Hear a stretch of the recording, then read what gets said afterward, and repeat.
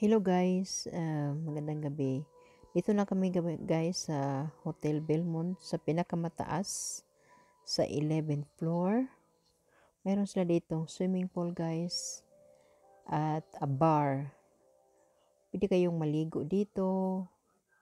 Tapos pwedeng kumain kasi nag-grill sila, nag-barbecue sila guys. Ito maganda. Tapos makikita mo sa labas. Maganda yung tanawin guys. Dito kami ng asawa ko.